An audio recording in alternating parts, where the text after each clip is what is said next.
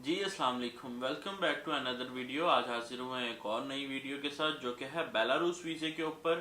तो आज मैं आपको बताऊंगा कि बेलारूस का विजिट वीज़ा, वर्क परमिट या इन सब की जो एप्लीकेशन फॉर्म है वो कैसे फिल करते हैं, उसके बाद क्या डॉक्यूमेंट्स चाहिए और ये कैसे अप्लाई होता है।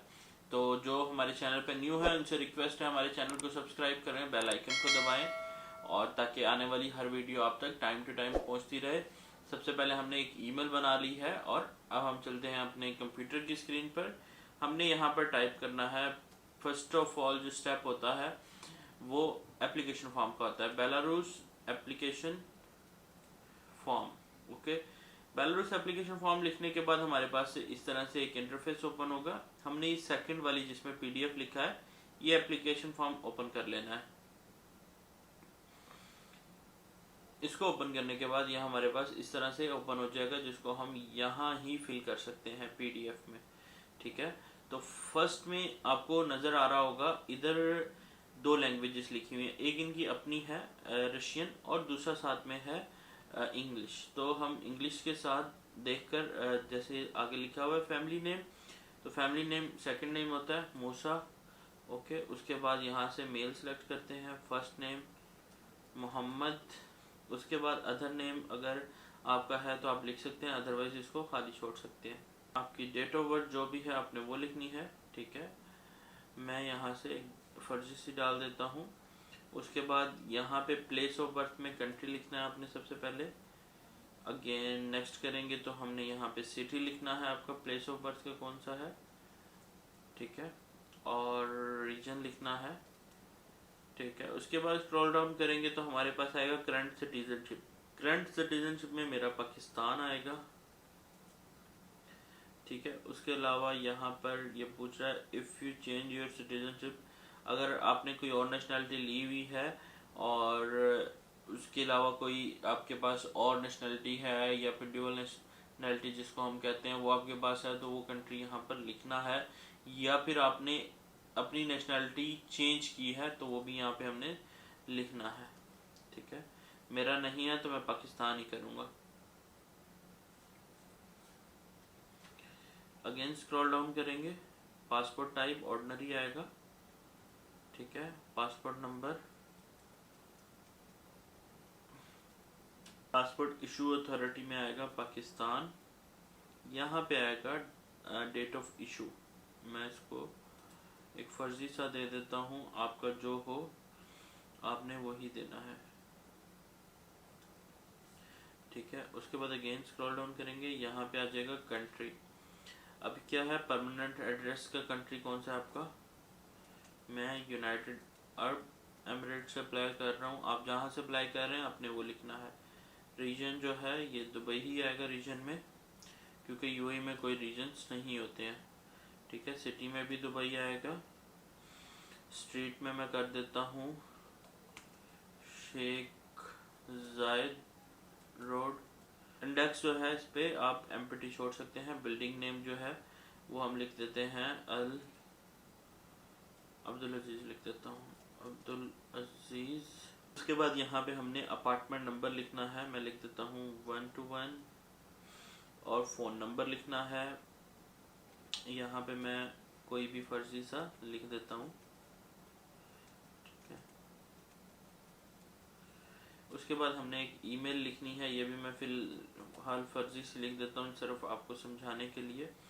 यहाँ पे आपने अपना प्लेस ऑफ वर्क और एड्रेस लिखना है। कंपनी जो है उसका नेम लिखना है फर्स्ट वाले में, मैं XYZ टूरिज्म कर देता हूँ।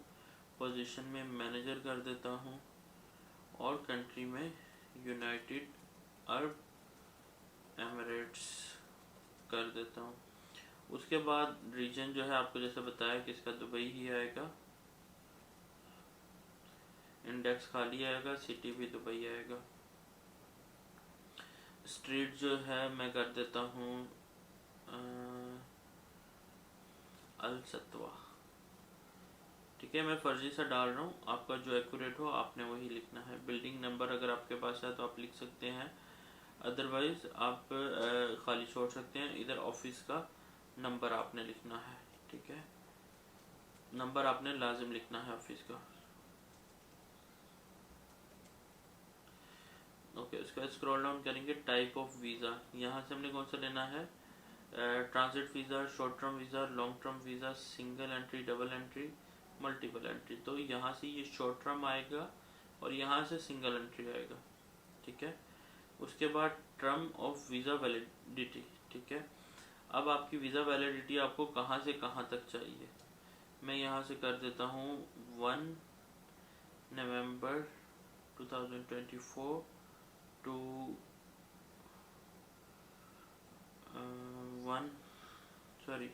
31/2025, ठीक है, ये कर दिया। अब इसके हिसाब से इधर कितने डेज बन रहे हैं ये आपने लिखना है। अब मैंने जो लिखा है ऑलमोस्ट 90 डेज बन गया आई थिंक, तो हमने 90 यहाँ पर लिख देना है। ये साइड ऑफिशियल यूज़ के लिए है।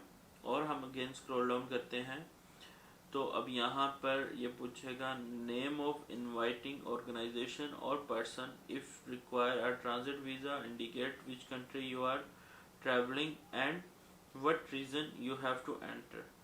नेम ऑफ इनवाइटिंग ऑर्गेनाइजेशन और पर्सन, बेसिक क्या है कि जो बेलारूस है इसमें हमें एक नेम देना पड़ता है कंपनी का या फिर बंदे का जो आपको इनवाइट कर रहा है, बिकॉज बेलारूस का वीज़ा विदाउट इनविटेशन जो है वो हम नहीं ले सकते हैं। तो मैं यहाँ से इधर भी XYZ टूरिज्म कर देता हूँ, ठीक है। उसके बाद इंडेक्स एड्रेस जो है इसमें उसका जो भी होगा वो हम लिख सकते हैं। मैं यहाँ पे मिन्स्क लिख देता हूँ फिलहाल, ठीक है। उनका कैपिटल सिटी, उसके बाद स्ट्रीट, मैं ये सब जगह पे सेम ही लिखकर आपको जस्ट फिल करके दिखा रहा हूँ, ठीक है। बिल्डिंग नंबर जो भी हो और फैक्स नंबर, ईमेल एड्रेस उनका लाजिम देना होगा यहाँ पर, ठीक है। उसके बाद अगेन स्क्रॉल डाउन करेंगे। स्क्रॉल डाउन करने के बाद यहाँ पे पूछेगा address of stay in Belarus, ये आपने अपनी होटल बुकिंग का एड्रेस देना है, ठीक है। मीन्स होटल, ये इंडेक्स आपको उसकी एड्रेस पे मिल जाएगा, ठीक है। अभी मैं जस्ट आपको फिल करके बता रहा हूँ, ठीक है। Street, building number, apartment number और होटल नेम। उसके बाद अगेन स्क्रॉल डाउन करते हैं, detail explanation of purpose of visit and upcoming month I have vacations,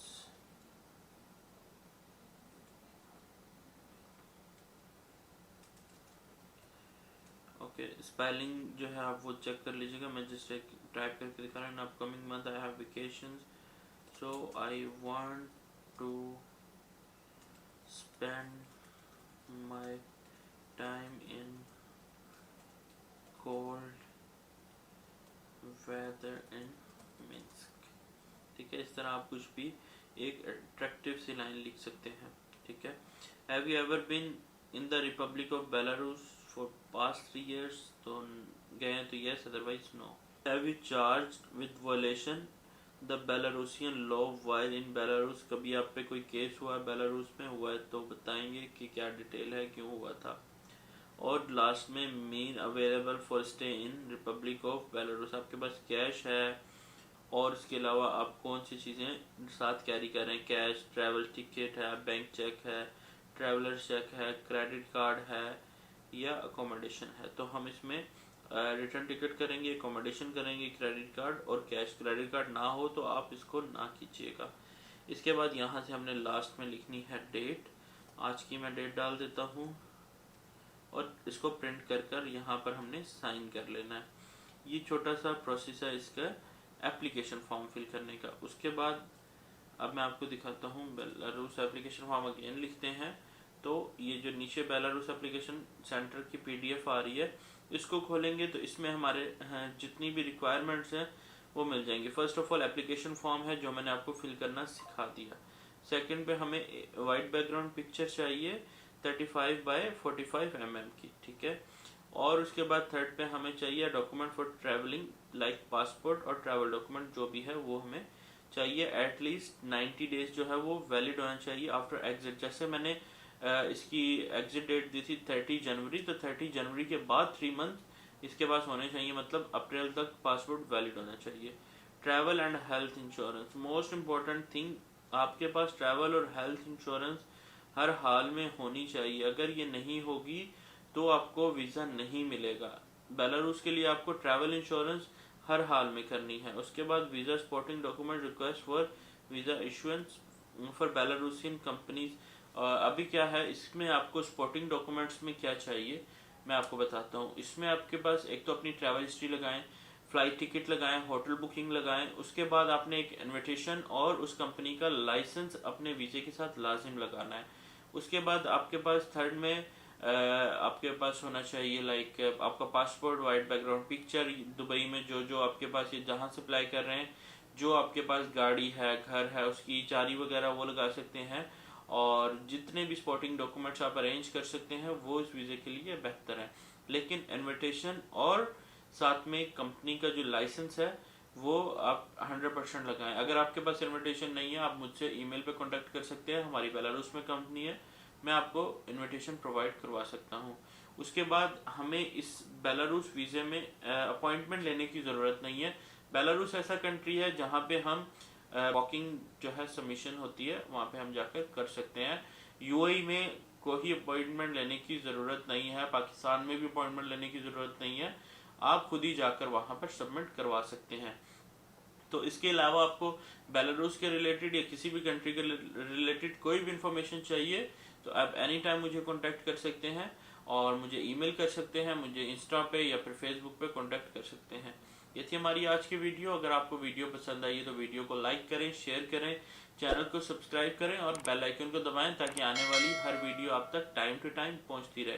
तो मिलते हैं एक और नई वीडियो में एक और नए टॉपिक के साथ, तब तक के लिए अल्लाह हाफिज़।